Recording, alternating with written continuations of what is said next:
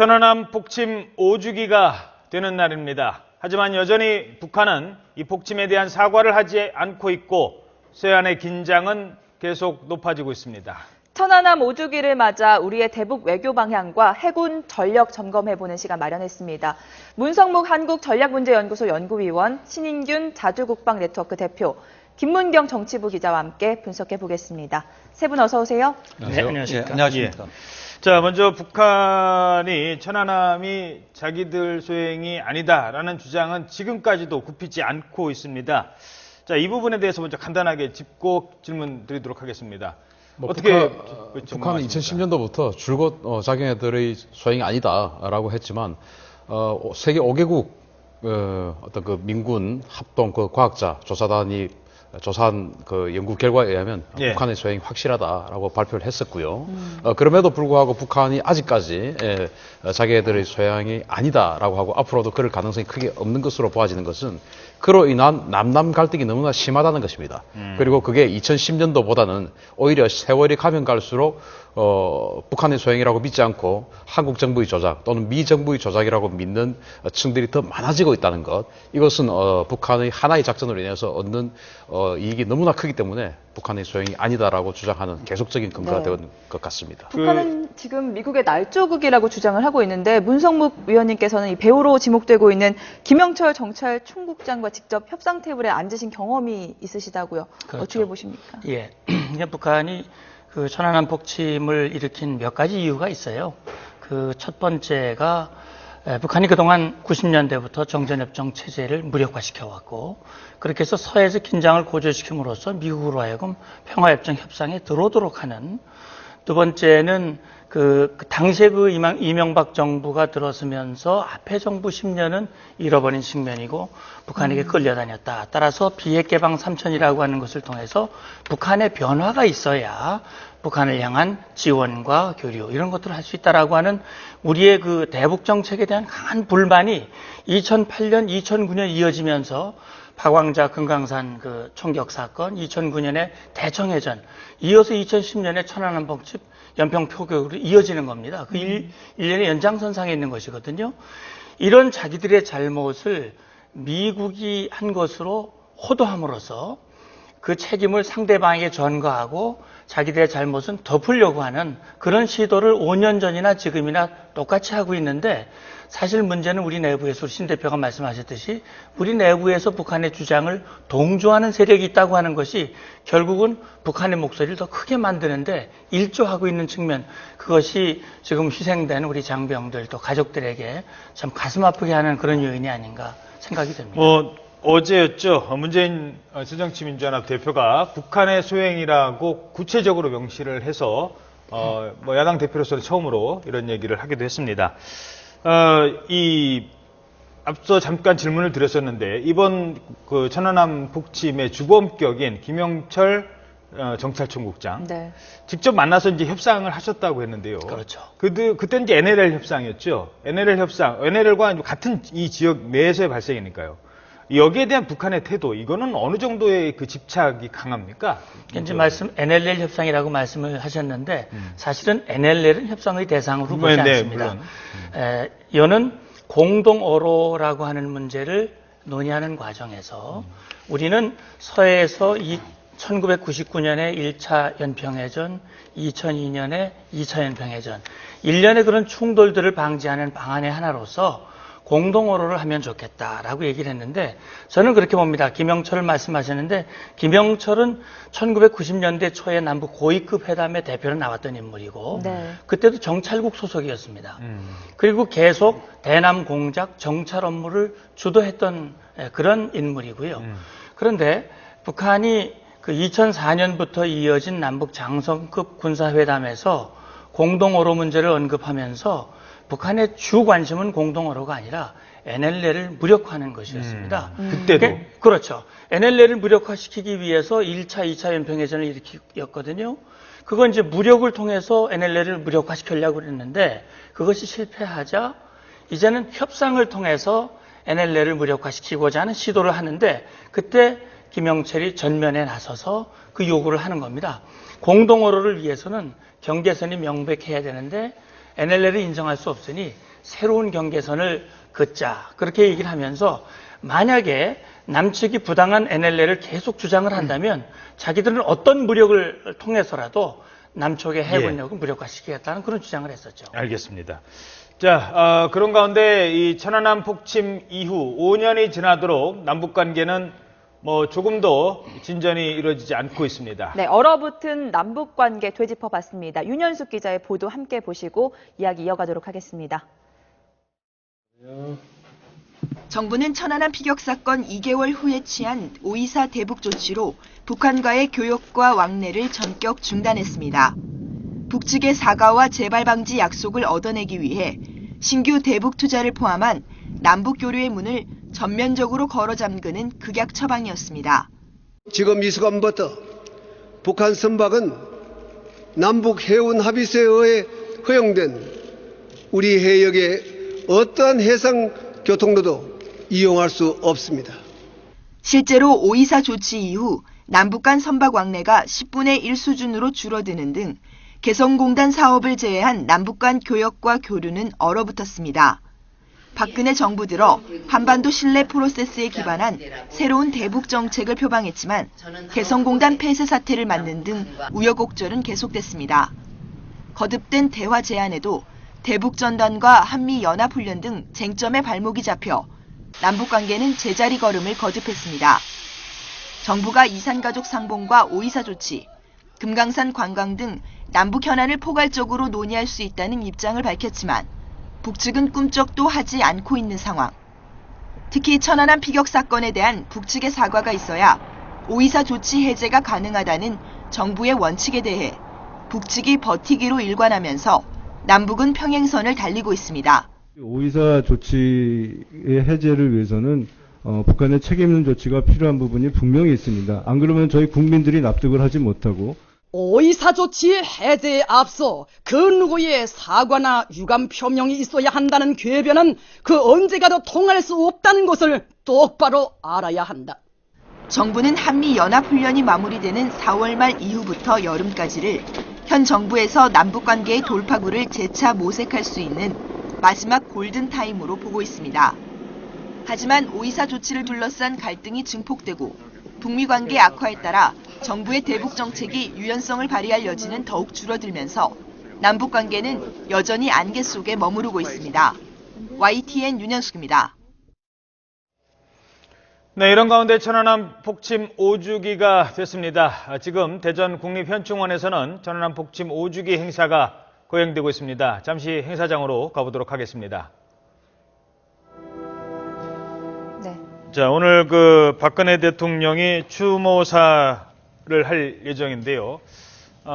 김은경 기자, 어떻습니까? 오늘 추모사, 어떤 내용이 좀 담길 것으로 예상이 됩니까? 일단 이제 5주기를 맞고 있는 상황이고요. 오늘 그 5주기 행사가 국가 차원에서 하는 천안함 공식 추모 행사로서는 마지막 행사라고 할 수 있겠습니다. 예. 대통령께서 오늘 말씀하실 내용 대부분 아마 안보 강화, 네. 그리고 천안함 용사들의 희생을 이제 헛되이 하지 말자 이런 부분에 아마 집중적으로 이제 얘기가 될 것 같고요. 이번 5주기 행사가 끝나면 내년부터는 이제 각 군에서 추모 행사를 진행하게 되는데 지금 정부 차원에서 제2연평해전과 이 천안함 추모 행사 그리고 연평도 포격 희생자들에 대한 추모 행사를 통합해서 추진하겠다 이런 계획을 갖고 지금 방침을 짜고 있습니다. 네, 오늘 박근혜 대통령의 추모사에서 안보와 관련된 북한에 대한 어떤 의미 있는 메시지가 나올지도 주목되고 있는데 이 부분은 어떻게 예상을 하십니까? 아직 저희가 구체적인 이제 내용은 듣지를 못했는데요. 아무래도 천안함 폭침 사건, 피격 사건에 대해서 북한이 아직도 자신들의 소행이 아니다 이렇게 주장을 하고 있지 않습니까? 예. 네. 그런 부분에 대해서 대통령이 다시 한번 상기를 시킬 것 같고요. 그 다음에 일단 이제 우리 정부는 지금까지 5년 계속해서 북한의 사과와 그에 따른 조치가 있어야지 5.24 조치를 해체할 수 있다는 이제 얘기를 해왔기 때문에 북한도 이 부분에 대해서 좀 받아들이고 그리고 나서 좀 더 그 개선된 남북 관계로 향하자 뭐 이런 이제 의지를 표명할 거예요. 다음은 이렇게 예상됩니다. 유족들께서 헌화 및 예. 분양을 하겠습니다. 자, 그러니까 간단하게 말해서 지금 북한은 자기들이 저지른 일이 아니라고 저렇게 부정을 하고 있으니 거기 천안함 피격 이후 우리가 그 오이사 조치를 내린 거 아니겠습니까? 뭘 해제를 하더라도 사과는커녕 일단 인정도 안 하는데 네. 과연 우리는 어떻게 할 것인가? 그게 계속된 고민입니다. 전문가 의견은 어떻습니까? 저는 북한이 천안함을 인정하고 사과할 일은 앞으로도 없다고 생각합니다. 그러면은 이 오이사 조치가 지금 남북 관계의 개선이라기보다는 어떤 그 남북 교류 협력에 상당한 제한을 두고 있는 건 사실 아니겠습니까? 네. 그러면은 지금 우리 정부가 입장을 분명히 해야 된다고 생각합니다. 통일로 가기 위해서 남북 관계 개선이냐 또는 그 어떤 그 남북 그 북한 압박이냐 뭐 여러 가지 선택을 선택할 수는 있지만 남북 관계 개선이 현재의 안보 상황을 호전시키고 또 통일로 가는데 지름길이라고 판단이 된다면 오이사 조치에 대해서는 원칙을 고집하는 것도 중요하지만 네. 어느 정도 그 융통성도 발휘할 필요가 있지 않느냐. 그래서 저희 개인적인 생각입니다. 따라서 북한이 앞으로도 지금 남남 갈등이 이렇게 그들로서는 정말 기대 이상의 효과를 내고 있는 이 상황에서 자기네들이 했다라고 인정을 할 믿음 만무하면 그러면 어떤 그 인도적인 유감 표명이나 어떤 책임 있는 어떤 그 추도적인 자세라든지 이런 것 정도로 양보할 수 있지는 않을까 하는 생각은 제가 해봅니다. 예. 지난해 우리 정부가 그래서 오이사 조치 해제 문제를 논의할 수도 있다라는 전향적인 입장을 밝혔고요. 대북 인도적 지원을 확대하는 드레스 선언도 선언한 상태인데 그 북한 같은 경우는 그래도 꿈쩍도 하지 않는 모습이에요. 어떻게 보십니까? 예, 이제 북한도 그것을 염두에 둔 대남 대화 제의를 한 적이 있어요. 네.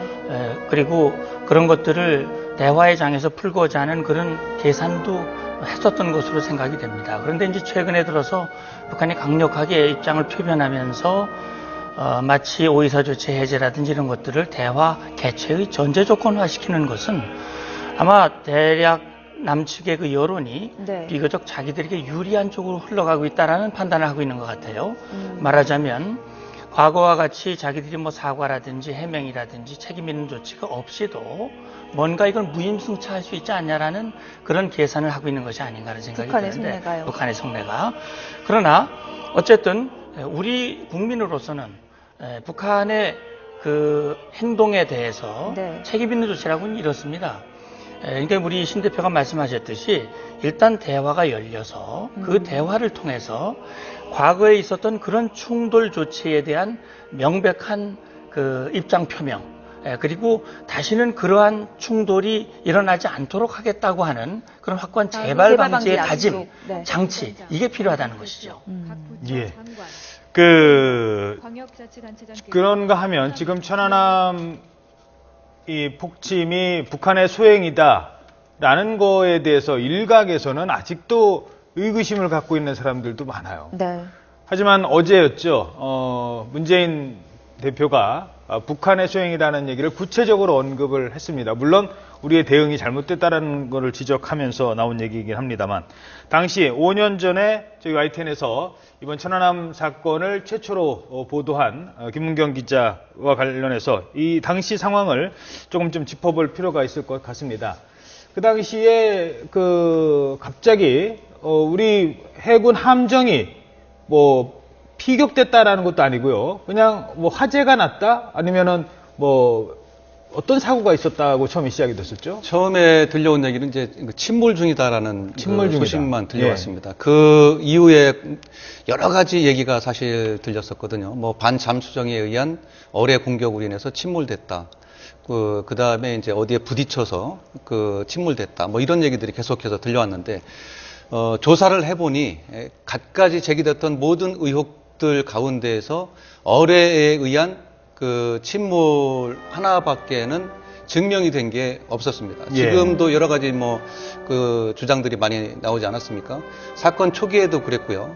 그 이후에도 계속해서 여러 가지 의문점이 제기됐지만, 국방부도 이제 이 점을 지금도 분명히 밝히고 있습니다. 그러니까 좌초설, 기뢰 폭파설, 그 다음에 이제 피로에 의한 파괴설 뭐 이런 것들이 계속 나왔는데 어느 것 하나 증명이 된 게 없어요. 다만 이제 이 어뢰설은 어뢰 부품이 발견됨으로 인해서 네. 어뢰에 의한 폭발 그리고 과학적인 조사에 의한 증거가 제시되면서 이제 굳어지는 그런 상황이 된 거죠.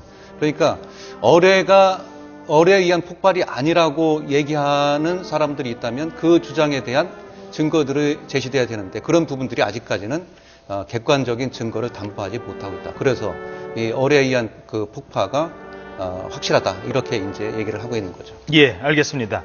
자, 문제는 재발 방지입니다. 그때 우리가 어떻게 당해서, 그러니까 북한의 잠수정이 어떻게 들어와서 어떻게 빠져나갔는지조차도 모르고 당했습니다. 다시는 그런 일이 발생하지 않아야 된다는 거였고요. 그리고 우리가 그 이후에 바뀐 대응 전략이 있죠.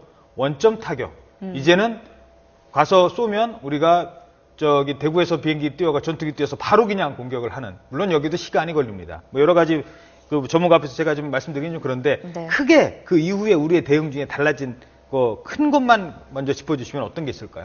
사실 그 천안함 폭침으로 인해서 달라진 군사 전략은 어떤 그 작전 기동이라든지 이런 거가 사실은 대부분입니다. 왜냐하면 그것이 북한의 소행으로 밝혀지기까지 오랜 시간이 걸렸고 예. 하기 때문에 당장 천안함 폭침을 당한 3월 26일 밤부터 이제부터는 우리가 바꿔야 되겠다라고 하진 않았습니다.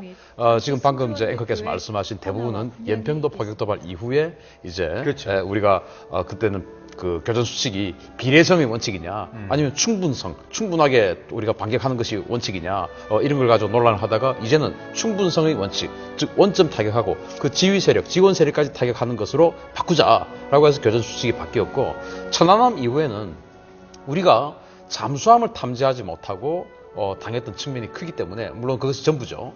그래서 잠수함을 탐지하는 자산을 우리가 좀 갖추자.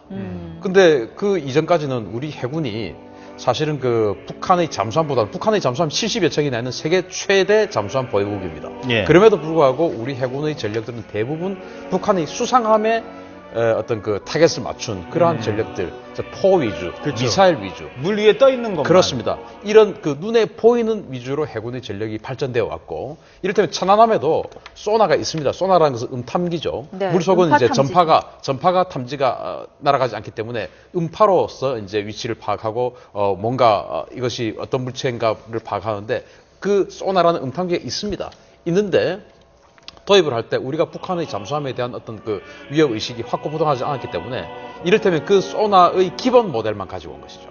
옵션이 여러 가지가 있는데 풀옵션 상태가 아닌 기본 옵션 상태만 예. 가지고 와서 우리가 당한 측면이 컸다. 그럼에도 불구하고 지금까지도 사실은 그 노후된 선박들이기 때문에 군함들이기 때문에 거기에는 사실 업그레이드를 못 해주고 그 이후에 개발되는 군함들은 굉장히 저주파의 또는 중주파의 멀리 퍼질 수 있는 그런 소나를 지금 장착을 하고 있는 상태입니다. 예. 네, 말씀하신 것처럼 우리 해군의 대잠 능력이 상당히 좋아졌고요. 특히 구물망 소나를 많이 배치했다고 하는데 김문경 기자가 이 부분 취재를 하셨죠. 예. 좀 얘기를 들려주시죠. 자세하게 말씀을 못 드리는 측면이 있습니다. 그런데 이제 천안함 폭침 사건이 발생하고 나서 백령도와 연평도 근해에 이제 잠수함을 탐지할 수 있는 그런 소나를 장착을 했습니다. 이거를 바깥에다는 하진 못하고요. 이제 잠수함이다 보니까 이제 해저로 이제 넣어서 장착을 했는데 뭐 이게 완벽하게 이제 탐지할 수 있는 능력이 있는지는 아직은 뭐 검증을 못했기 때문에 자세히 모르겠습니다. 뭐 어찌됐든 북한에 대한 그런 그 경각심을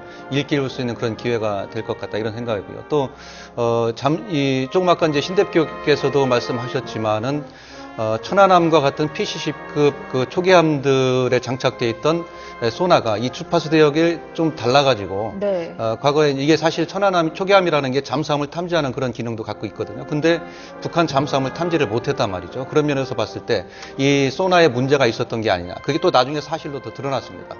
그거를 보완하기 위해서 어뢰 음향 대항 체계라는 그 어뢰 기만 장비를 갖다가 추가로 장착을 해서 지금 이제 확보를 해놨는데 어찌됐든 천안함 비격 사건이 발생한 이후에 잠수함에 대한 대응 전력이 과거보다는 한층 높아졌다 이렇게 볼 수가 있겠습니다. 예. 지금 화면을 통해서 여러분께서는 대전 현충원에서 열리고 있는 이 천안함 5주기 추도식을 보고 계십니다. 지금 분화와 헌화와 분향 각계 인사들의 지금 행사가 계속 이어지고 있는데요.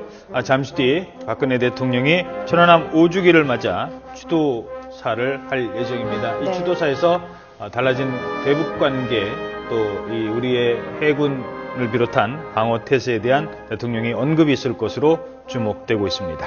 박 대통령은 추모사에서 이 북한의 도발로 목숨을 잃은 전사자들을 추모하고 확고한 안보 의지를 표명할 것으로 보이는데요. 대통령이 어떤 메시지를 내놓을까에도 관심이 모아지고 있는데 저희가 잠시 뒤 생중계해 드리도록 하겠습니다. 네.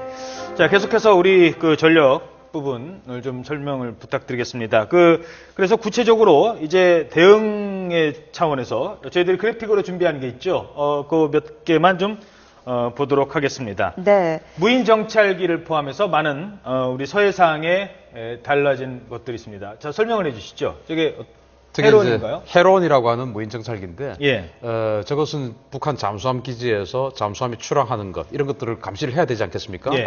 그동안은 뭐 미국의 위성에 거의 의존을 해왔는데 저것이 이제 최대 52시간까지 채공을 할 수 있습니다. 한 200km까지 탐지가 되고요. 그렇기 때문에 지금 저게 백령도나 연평도 근해에서 작전을 하게 되면 북한의 잠수함 기지 또는 북한이 천안함 폭침, 연평도 포격 도발 이후에 그 백령도 앞에 있는 장산곳을 돌아가면 고안포라는 곳이 있습니다. 예. 그 고안포에다가 공기부양전 기지를 만들었어요. 거기에서 언제 그 공기부양전들이 시속 뭐 한 80km에 가까운 속도로 이렇게 예. 달려들지 모르지 않겠습니까? 예. 그런 것들을 감시하는 역할을 합니다. 알겠습니다. 잠수함이 출항하는 것을 감시한다. 그렇죠. 예. 자, 뭐 계속해서 살펴보도록 하겠습니다. 네. 다시 한번 추도식이 열리고 있는 현장으로 가보도록 하겠습니다. 박근혜 대통령의 추모사가 곧 이어질 예정입니다. 네, 여기는 국립대전현충원 현충광장인데요. 천안함 용사 5주기의 추모식이 열리고 있습니다. 잠시 뒤 박근혜 대통령이 추모사를 할 예정입니다. 존경하는 국민 여러분, 천안함 용사 유가족과 승조원 여러분, 천안함 용사 5주기 추모식을 맞아 조국 수호의 임무를 수행하다 숨진 46명의 용사들과 고 한주호 준위의 고귀한 희생에 깊은 조의를 표합니다. 가족과 동료를 잃어버린 슬픔을 의연하게 이겨내고 계신 유가족과 당시 승조원 여러분께도 위로의 말씀을 드립니다. 5년 전 오늘 서해바다 최전방에서 국토 수호의 임무를 수행하고 있던 천안함 용사들은 북한의 기습적인 어뢰 공격으로 고귀한 생명을 잃었습니다. 결혼식을 올리지 못해 아내에게 늘 미안했던 고 박경수 상사는 아내를 위해 늦은 결혼식을 준비하고 있었고, 고 강준 상사는 결혼식을 불과 한 달 남짓 남겨두고 있었습니다. 고 최정환 상사는 눈에 넣어도 아프지 않았을 갓난 딸을 남겨두고 마지막 길을 떠나야 했습니다. 그 아기는 아빠를 사진으로밖에 볼 수 없었지만 이제 훌륭하게 자라 예쁜 6살 어린이가 되었습니다. 용사들은 이제 영원히 돌아올 수 없는 길을 갔지만 그들이 남긴 고귀한 호국 정신은 우리 국민들 마음속에 깊이 남아 있습니다. 대한민국은 천안함 용사들과 같은 호국 영령들의 희생과 애국심으로 지켜온 나라입니다. 조국을 수호하기 위해 묵묵히 책임을 다하다 산화해간 영웅들을 우리는 결코 잊지 않을 것입니다. 정부는 조국과 국민들을 지키기 위해 희생한 호국 영웅들을 기리는 사업을 꾸준히 추진하고 이분들의 명예를 높여서 그 뜻이 길이 기억되도록 할 것입니다. 존경하는 국민 여러분, 천안함 용사들과 선열들이 피와 땀으로 지켜온 조국을 더욱 부강하고 평화로운 나라로 만들어 나가는 일은 오늘날 우리에게 주어진 역사적 사명입니다. 국민과 함께 경제 재도약과 국가 혁신이라는 막중한 과제를 완수하고 제2의 한강의 기적을 일으켜 새 시대를 열어갈 때 그 사명은 완수될 것입니다. 이러한 국가 과제를 성공적으로 추진하기 위한 토대가 바로 튼튼한 안보입니다. 정부는 국가 방위 역량을 더욱 확충하고 굳건한 한미 동맹을 바탕으로 확고한 전쟁 억지력을 확보해 다시는 천안함 피격과 같은 일이 일어나지 않도록 할 것입니다. 또한 천안함 용사들의 영령 앞에 너무도 부끄럽고 통탄스러운 통영함 비리 같은 방위사업 비리를 완전히 뿌리 뽑아서 다시는 이런 매국 행위가 대한민국에 발붙이지 못하도록 만들 것입니다. 그러나 우리 군에는 정의로움과 애국심으로 무장한 수십만 정예부대가 있습니다. 저는 그들에게 무한한 신뢰를 보냅니다. 앞으로 군은 적의 도발 가능성을 사전에 차단하고 예상치 못한 도발이 있더라도 반드시 싸워 이길 수 있도록 항상 준비하고 철통같이 방비하기 바랍니다. 이 자리에 참석한 장병 여러분이 그 맨 앞에 서줄 것이라 믿습니다. 조국을 위해 산화하신 선열들의 뜻과 후손들의 미래를 생각하면서 국가를 수호하는 일에 모두가 한마음 한뜻으로 힘을 모을 때 우리는 어떠한 어려움도 극복할 수 있을 것입니다. 존경하는 국민 여러분, 올해는 우리 민족이 조국을 되찾은 지 70년이 되는 해입니다. 동시에 조국의 허리가 끊어진 채 분단된 지 70년을 맞는 해입니다. 남북한 주민 모두가 행복한 통일 조국을 이루는 것이야말로 조국 선열들께서 간절히 바라시는 일일 것이고 천안함 용사들의 희생을 헛되지 않게 하는 길일 것입니다. 105년 전 오늘 순국하신 안중근 의사는 멀리 생각하지 않으면 대업을 이루기 어렵다는 말을 옥중 유묵으로 남기셨습니다. 통일이 내일 당장 오지는 않더라도 미래에 반드시 이루어질 것임을 믿고 지금부터 차근차근 준비를 해 나가야 합니다. 정부는 지금 그러한 자세로 평화 통일의 기반을 만들어가고 있습니다. 북한도 이제 무모한 도발을 포기하기 바랍니다. 핵무기가 자신을 지켜줄 수 있다는 생각도 버려야 할 것입니다. 북한이 고립과 정체를 버리고 진정한 변화의 길로 나올 때 새로운 한반도를 만들어 갈 수 있을 것입니다. 존경하는 국민 여러분, 천안함 피격으로부터 5년이 지난 지금 이제 우리는 힘들었던 시간과 아픔을 극복하며 희망의 새 길로 나아가야 합니다. 우리 모두가 하나된 마음으로 튼튼하게 안보를 지키면서 경제 재도약과 국가 혁신, 통일 준비 과업들을 완수해야 합니다. 그것이 곧 천안함 용사들을 비롯한 호국 영령들의 희생 정신을 진정으로 빛내는 길이 될 것입니다. 다시 한번 천안함 46명 용사와 고 한주호 준이를 추모하며 그 희생과 숭고한 뜻을 국민과 함께 영원히 기려갈 것입니다. 감사합니다. 네, 지금까지 박근혜 대통령의 추모사 함께 들으셨습니다. 자, 김은경 기자, 오늘 대통령의 추모사 중에서 주목되는 부분은 어떤 게 있을까요? 예, 일단 북한의 기습적인 어뢰 공격으로 이제 오늘 그 천안함 용사 46명 희생됐다 이렇게 말씀을 하면서 그 뭐 사과나 재발 방지 이런 언급은 이제 하나도 없었다는 점이 좀 특이한 것 같고요. 네.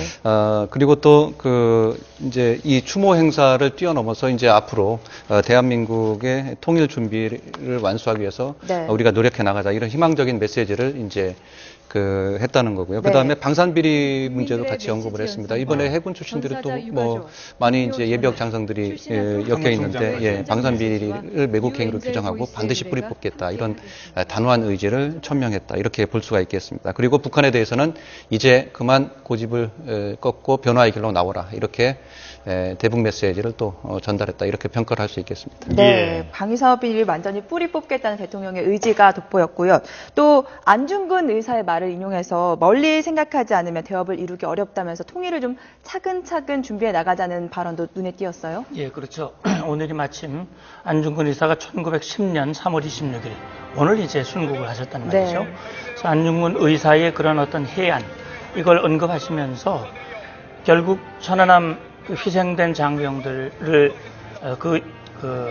그분들의 희생을 헛되지 않게 하기 위해서는 남북 주민이 통일의 나라를 만들어야 한다. 그런데 그런 통일은 멀리 내다보고 지금부터 천천히 준비해야 된다는 그런 차원에서 말씀하셨고 방위 사업 비리를 언급하시면서도 역시 대다수의 우리 장병들의 그렇지. 든든한 그런 국가 방위를 위한 태도의 국심에 대한 무한한 신뢰를 강조했다고 하는 점 그리고 천안함과 같은 제2의 천안함 사건이 일어나지 않도록 철저한 대비가 필요하다라고 네. 하는 부분들도 함께 강조했다고 하는 것 이것이 눈에 띄는 부분이 아닐까 생각이 됩니다. 예. 네. 조금 전에 김은경 기자도 지적을 했습니다만 구체적으로 북한에 대해서 사과하시오라는 표현은 이번에는 들어있진 않았습니다. 뭐 의사 조치와 관련된 뭐 어떤 배려인지 아니면은 그건 좀 정치적 해석이 좀 필요한 부분이기 때문에 여기서 뭐 다룰 건 아닌 것 같고요. 좀 더 지켜보도록 하겠습니다. 계속해서 아까 이제 우리가 이 천안함 피격 이후에 네. 우리가 달라진 대응 전력, 처음에 무인 정찰기 해론을 설명을 하셨고요. 그 다음에 천무가 있지 않습니까? 네. 천무는 어떤 겁니까? 이제 천안함 폭침, 연평도 포격 도발 이렇게 해서 2010년도는 정말 서해 NLL은 너무 위험하고 뜨거웠습니다. 그런데 연평도 포격 도발 이후에 우리 이 군이 해병대가 이제 연평도와 백령도를 지키고 있지 않습니까? 예. 그게 어떤 가장 사정거리가 긴 우리 포가 K9 자주포입니다. 40km 최대 사정거리죠. 그리고 육군에서 구룡이라고 하는 다련장 로켓을 백령도 연평도에 갖다 놨어요. 근데 이게 최대 사정거리가 36km예요. 근데 김정은의 현장 순시에서 이렇게 밝혀진 것인데 북한이 이 NLL 지역에다가 기존에 있던 해안포 외에 170mm 주체포로가 하는 170mm 자주포 이게 최대 사정거리가 54km 또 많게는 70km까지 날아갑니다. 그리고 또 240mm 방사포 이런 것들을 배치를 했습니다. 240mm 방사포도 사정거리가 65km 정도 되거든요. 그러면은 우리 펀치 중에 제일 긴 게 K9 자주포 40km 아닙니까? 네. 우리는 분명히 원점 타격한다고 했는데 네. 거기서 멀리 북한이 닿지가 않네. 70km, 65km에서 쏘면 닿지가 않죠. 그래서 지금 우리가 서북도서 방위사령부에서 지금 최근에 요청했다는 그렇죠. 겁니까? 그게 이제 지난주 불과 그저께 이제 예. 실전 개발 완료했다고 하고 예. 올해부터 실전 배치하고 서북도서 방위사령부에는 내년부터 예. 천문대 이게 바로 이제 다련장 로켓이고 북한 말로는 방사포죠. 예. 230mm 방사포라고 할 수 있는데 최대 사정거리가 80km입니다. 또 여기에는 GPS 유도 장치가 붙어 있어가지고 굉장히 정밀하게 타격을 할 수 있고 북한 거는 GPS가 없어서 그냥 바람 타고 뭐 이렇게 해서 아주 달라질 예. 수가 있고 정확도가 떨어지죠. 떨어질 그러나 수 우리는 있는데. 아주 정확하게 타격할 수 있는 이 방사 로켓을 개발을 했고 이것은 한 번 사격에 축구장 한 3개 면적을 초토화시킬 수 있습니다. 네. 이런 억제력을 가지게 된 거죠. 다음 달라진 전력이 이제 윤영하급 유도탄 고속정인데 이게 참수리 고속정을 대체하신 무기라고요. 참수리 고속정은 이제 150톤입니다. 네. 여기에는 뭐 미사일이나 이런 건 없고 40mm 포가 제일 강한 거죠. 그런데 여기에다가 2002년도 연평도 제2연평해전에서 우리 참수리 357정이 북한의 전차포 선제 공격에 옆구리에 구멍이 뚫려서 결국 침몰하고 말았죠. 네. 그래서 그때 그 참수리 357정의 정장 이름이 윤영하예요. 그래서 그 윤영하 정장의 이름을 따서 윤영하급 미사일 고속함을 만들었는데 네. 그래서 북한하고 근접전 할 필요 없다. 미사일로 때려버리자. 멀리서도. 그렇죠. 그래서 함대함 미사일인 우리 국산 예. 함대함 미사일인 해성이라는 것을 장착을 한 이런 것들을 백령도와 연평도에 계속적으로 각각 한 척씩을 지금 작전시키고 있습니다. 그리고 네. 구축함이 있습니다. 양만춘함급 구축함. 네. 화면 보면서 또 설명을 해 주시기 바랍니다. 기존에 이제 이 함대의 기함이라고 할 수 있는 군함이 바로 을지문덕함입니다. 이게 3,800톤짜리 한국형 구축함인데요. 삼함대의 기함이 바로 양만춘함이었습니다. 예. 그런데 이제 NLL에서 이러한 위기 상황이 계속 고조가 되고 하니까 북한의 어떤 그 항공력 그리고 북한의 함대한 미사일 이런 것들을 방어할 무기가 더 필요했던 거죠. 예. 왜냐하면 을지문득함이 작전하고 들어오고 휴식 시간에는 을지문득함이 공백이 생기지 않습니까? 그래서 삼함대 즉 목포에 배치되어 있던 양만춘함을 이함대로 이동 배치시켰습니다. 예. 그래서 양만춘함도 이제 이함대 소속이 되어서 양만춘함과 을지문득함이 동시에 지그재그로 작전을 하는 것이죠. 네, 계속해서 호위함을 좀 살펴볼 텐데 울산함이 이제 퇴역을 하고 자리를 물려준 인천급 호위함 이건 어떤 겁니까? 이건 이제 덩치가 한 2,300톤 정도 되는 호위함인데요. 여기는 국산 레이더 그리고 국산 함대함 미사일 이런 것들이 장착이 된 거의 뭐 국산 전투함이라고 할 수 우리 있는데 기술로 만든. 그렇죠. 네. 덩치는 2,300톤이지만 실제적인 전투력은 아까 말씀드린 양만춘함 같은 구축함에 필적하는 그런 성능을 가지고 있다. 또 여기에는 램이라고 하는 요격 미사일이 있습니다. 지금 뭐 북한이 우란이라고 하는 그 신형 함대함 미사일 개발했다고 나왔지 않습니까? 그것을 이 인천함은 요격할 수 있어요. 예. 그런 정도의 능력을 가진 국산 전투함입니다. 알겠습니다. 이게 지금 이함대에 배치가 됐죠. 예. 자, 그러면 북한도 이제는 북한의 전력을 좀 살펴보도록 하겠습니다. 북한의 그 서해 전력 강화, 그 중에서 이제 스텔스 고속정, 스텔스 기능을 가지고 있는 고속정인데, 문 의원님께서 화면과 함께 좀 설명을 해 주시겠습니다. 먼저 고속정이죠? 함께 보도록 하겠습니다.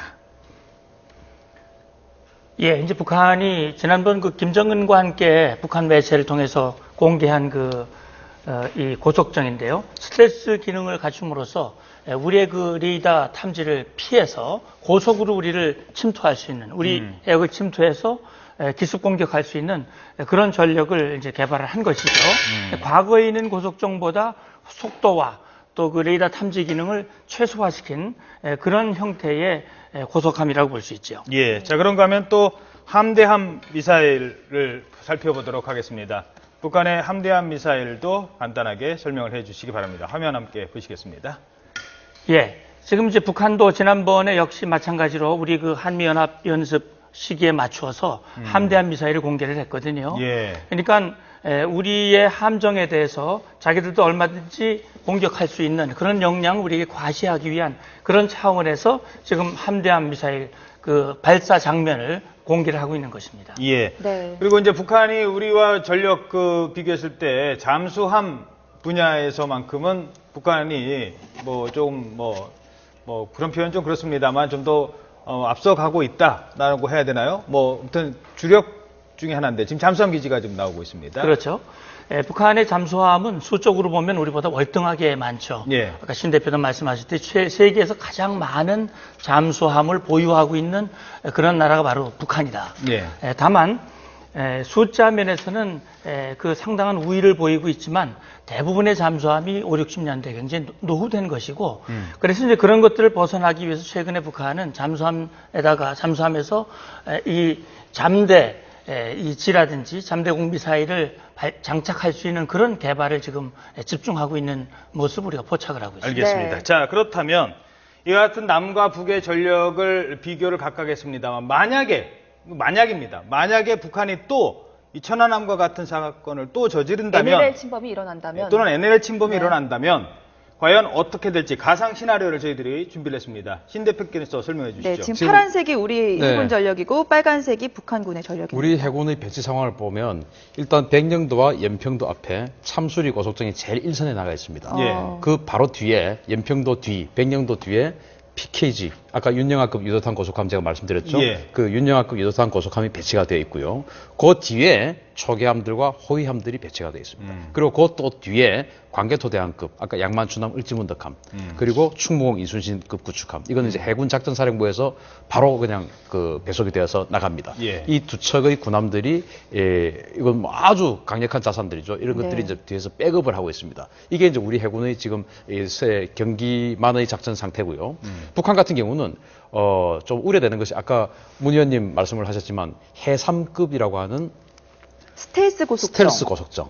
여기에는 우란이라고 하는 함대함 미사일이 장착이 되어 있습니다. 그동안의 북한의 미사일들은 워낙 그 1960년대 개발된 거라서 전자전에 취약해서 우리가 뭐 전자전 재밍을 걸어버리면 뭐 엉뚱한 데로 날아가고 이렇게 지금 평가가 되어 있었어요. 예. 네. 그런데 이 우란 함대함 미사일은 워낙 그 신형이라서 우리의 이런 초기함이나 호위함의 전자전보다 훨씬 더 진보했다. 따라서 속지 않는 거죠. 예. 이러한 능력을 가진 것들이 실전 배치가 되어 있는데 만약에 이 서해 지역에서 북한이 또 다른 도발을 하면 우리 광개토 대왕급이나 충무공 이순신함급 그리고 우리 잠수함들이 있습니다. 예. 네. 그리고 우리 해군이 지금 현재 2015년 현재 우리 해군의 군함들에 장착되어 있는 순항 미사일이 200발이에요. 이 200발을 가지고 다른 어떤 공군이나 육군 자산 없이 그대로 이 서해 해군 사령부를 초토화시켜버릴 수 있는 능력을 가지고 있습니다. 알겠습니다. 자, 뭐 그럴 일이 없기를 바라겠습니다만 이제는 우리도 그냥 당하지는 않을 겁니다. 네, 지금까지 세 분과 함께 천안함 폭침 5주기 주도 행사와 함께 짚어봤습니다. 세 분 오늘 말씀 고맙습니다. 고맙습니다.